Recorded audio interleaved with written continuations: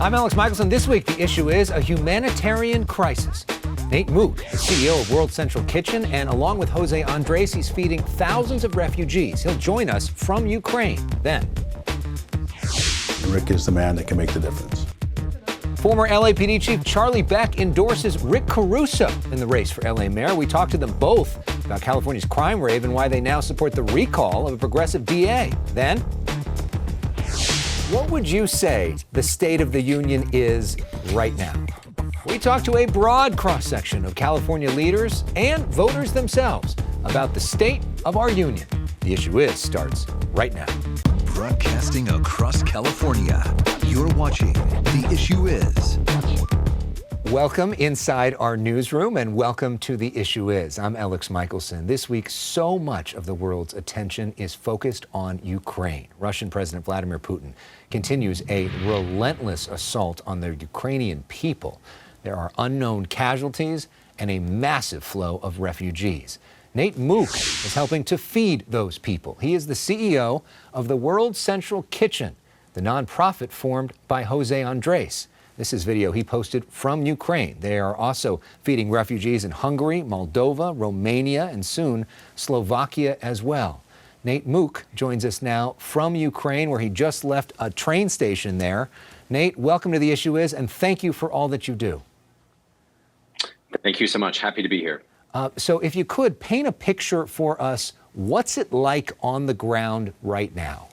Yeah, you know, right here in Lviv, which is a city in the western side of Ukraine, it's fairly calm, but also very tense. It is an overwhelmed city. It's also a city that is preparing for an attack. Every day you see people getting ready for potential tanks to roll in, checkpoints being set up. All this week as we've been here, we've been delivering meals at the train station, which is one of the main focal points where Ukrainians from across the country arrive either to stay here in the West or to continue on to Poland or other countries. And so as World Central Kitchen, what we're doing here, in addition to making sure that families who are arriving have a hot, fresh meal, sometimes their first meal that they've had in 2 days, we're also preparing. So we're getting stockpiles of food in. We've got a humanitarian corridor set up between Ukraine and Poland, where we are bringing trucks in filled with food and other supplies.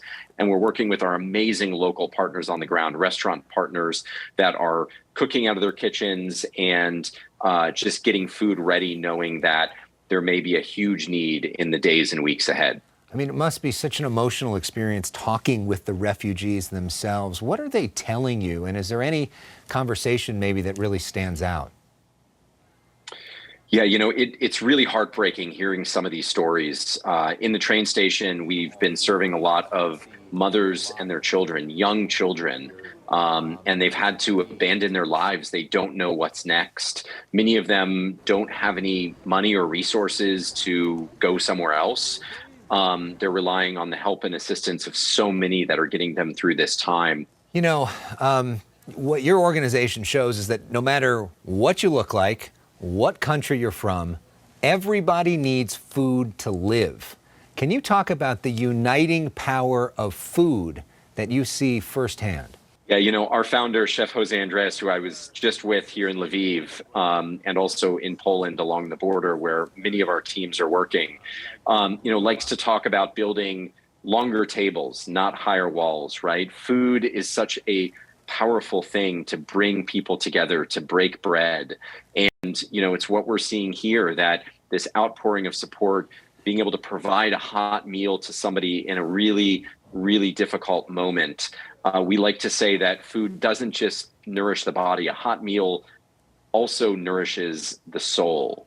And, you know, we really believe that. And the chefs that are working tirelessly every day to prepare the meals, and our teams and volunteers to deliver the meals, you know, it's just the love just pours through. And I think this really shows in the food that we prepare. You know, this is not just about getting somebody some calories, but about, you know, a message that today is difficult, but hopefully tomorrow will be a little bit better, and every day thereafter. And that there's somebody who cares as well. Your organization is founded by Jose Andres, which you've mentioned.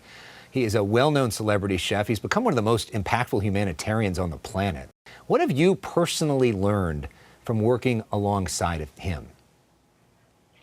You know, I think one of the biggest things that I've learned from Jose is that the most important thing that nothing should stop is making sure that everybody has a plate of food. You don't say no. You figure out a way. You adapt in real time. We were just at a bakery a few days ago. They were running out of flour. They said, you know, we need 10,000 kilos of flour.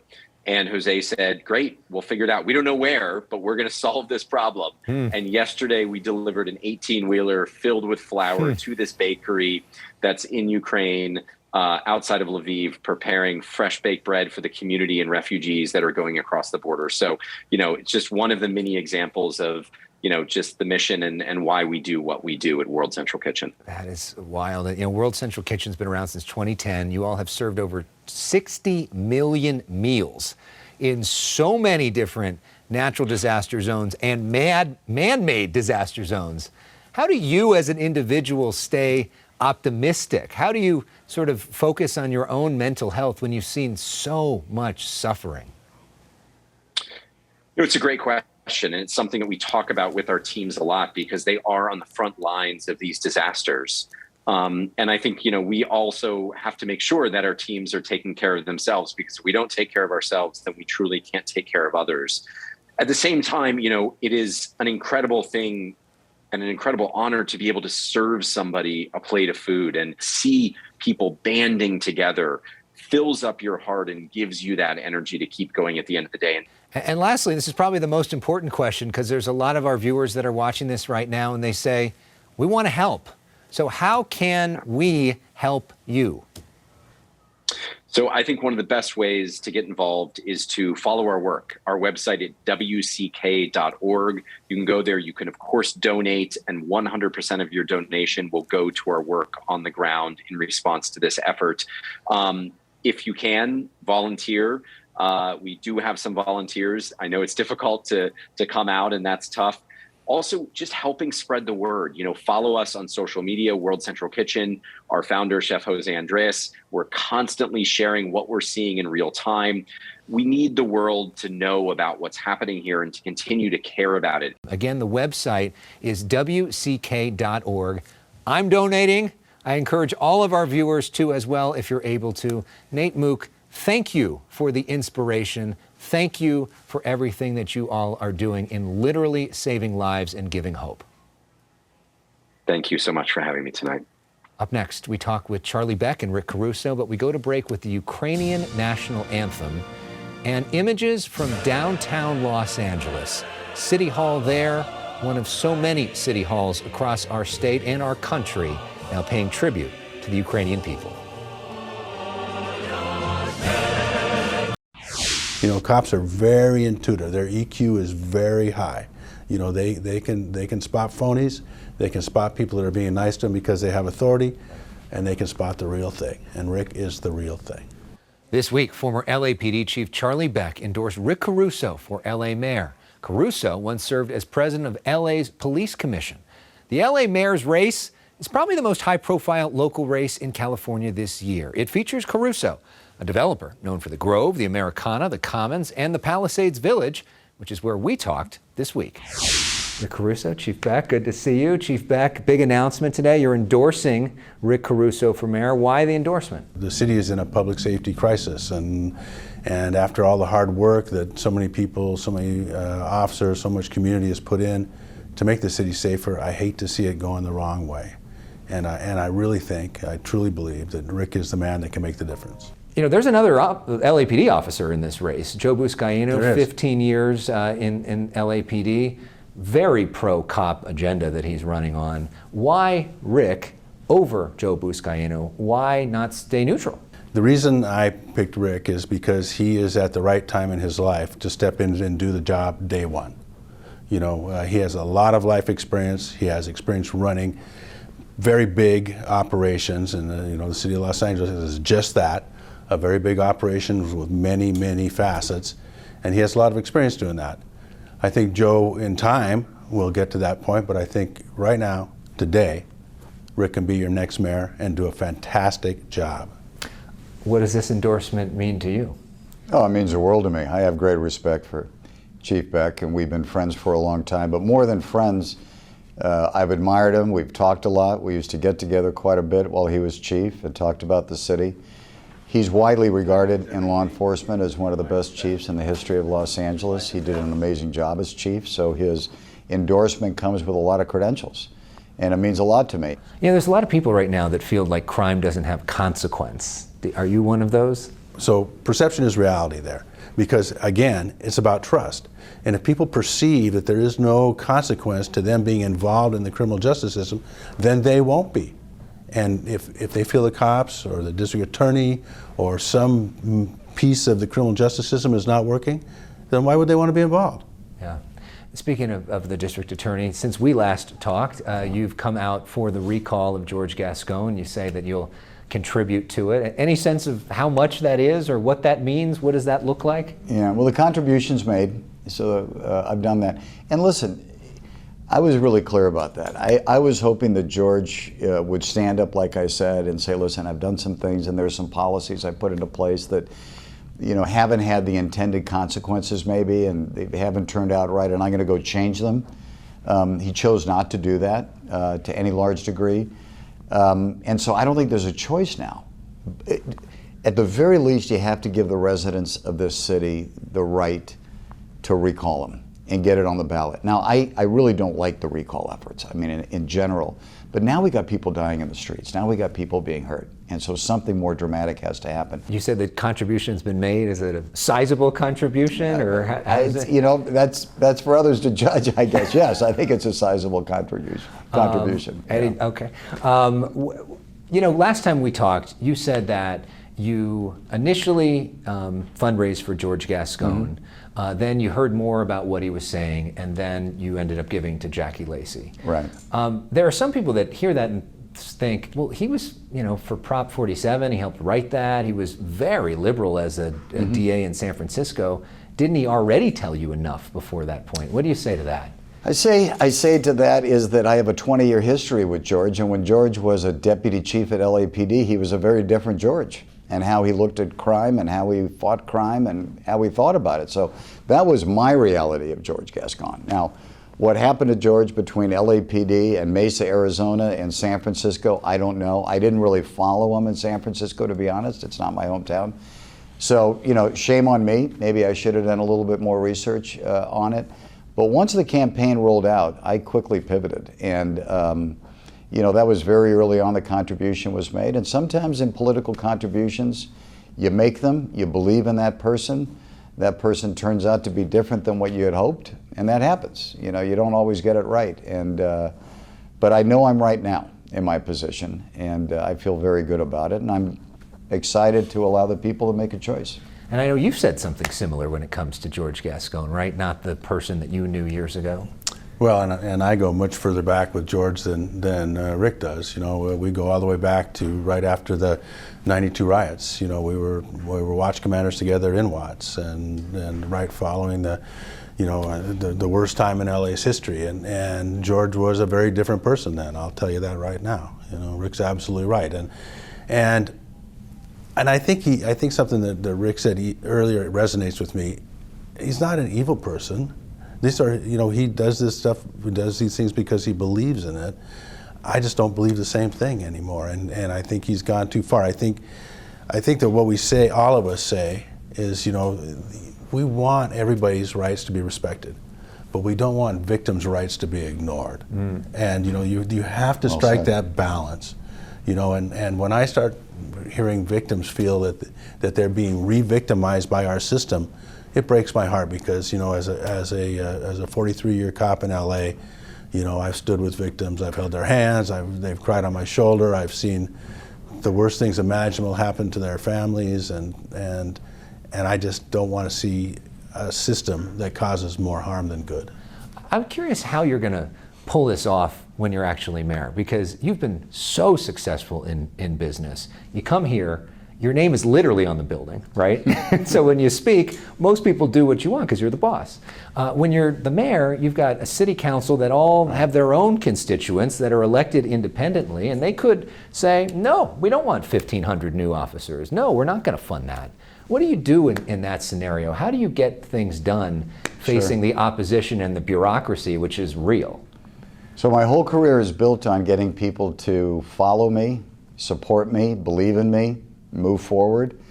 My whole career has been about me spending a lot of time listening to hear what people have to say and then formulate the right decisions going forward. So when you take a look at reforming LAPD and hiring of the new chief back at the time, I had fellow commissioners I had to bring along with me at the same time. When you take a look at USC, when I took it over as chair, asked to step in to turn SC around, there were over 70 trustees that I had to bring along with me, and we turned that place around in a very magical way. When I built my business, I got to go into a community and get hundreds of people to support me, right? Because getting entitlements in Los Angeles and Southern California is very complicated. So I don't get to just make a decision, we're going to go build the Grove. I've got to have community support, I've got to have council support. And so a lot of it is listening and learning and then actually doing the right thing. I think the most important thing in my business and what I'm going to bring to the mayor's office, what I brought to USC, what I brought to LAPD, every day, every decision is about what is in the best interest of the residents of Los Angeles. A fun behind-the-scenes moment from that interview we want to show you. Caruso brought his dog, Hudson, to join us for the interview. The dog quickly fell asleep. Caruso joked that he hopes that doesn't represent our audience. I think Hudson stole the show. Up next, we ask a diverse cross-section of people, what is the state of our union? We go to break with more California cities showing support for Ukraine. Here is a look at our state capital in Sacramento, bathed in blue and gold light.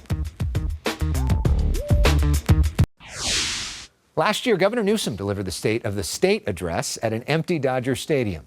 On Tuesday of next week, he'll deliver the State of the State in Sacramento. This past week, President Biden delivered his State of the Union address. It wasn't a huge surprise what he said, but how would you describe the State of the Union? Madam Speaker, the President of the United States. Once a year, the President of the United States comes to Congress to report on the State of the Union. Here's President Biden's view. The State of the Union is strong because you, the American people, are strong.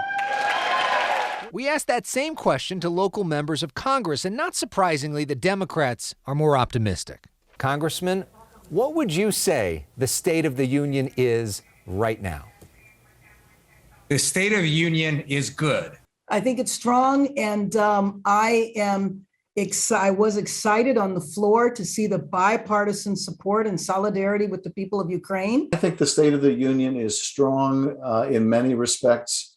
Our economy is coming back. We need to fight this inflationary problem. I think our vulnerability, honestly, Elex, is still the degree of division, bitter division within the country. A different perspective from Republican Mike Garcia. The State of the Union is concerned right now on the global platform. We are in a weaker position than we were a year ago. And I think a lot of that is a direct result of this administration. But what do average Southern Californians who don't have a political agenda think the State of the Union is? Our Hal Eisner asked them. The State of the Union is tumultuous. The State of the Union is in trouble. The State of the Union is precarious. The State of the Union is in terrible, terrible shape, and I fear that it's going to be the end of the world. I feel like we just are fighting. Instead, we should be helping each other, because that's what humans do. We're still reeling from the pandemic, and now we have this devastating war, and people are hurting, and people are pointing fingers. The State of the Union is complicated.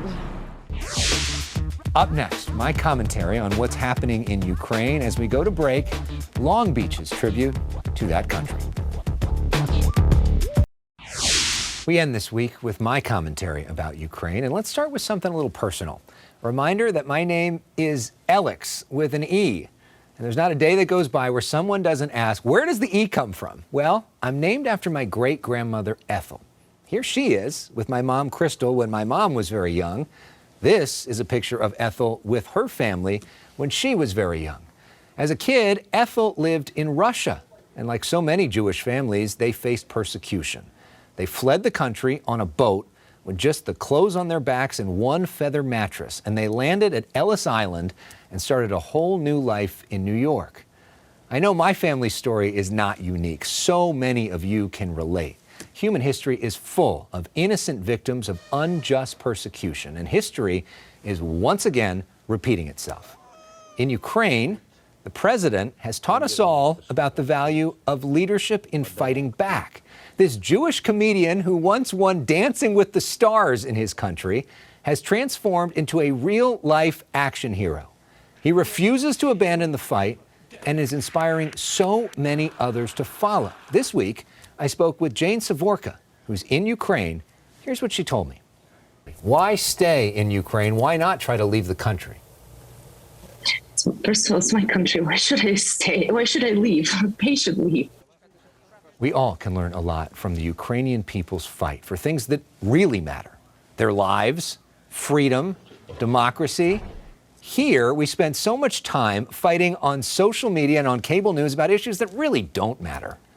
Hopefully, all of this put things in perspective. There is a lot more as Americans that unites us than divides us. And one thing we all can hopefully get behind right now is an effort to help the millions of innocent civilians who didn't ask for this war and are now suffering. We end this week with images of them, Ukraine's refugees, and John Lennon's song, Imagine. You may say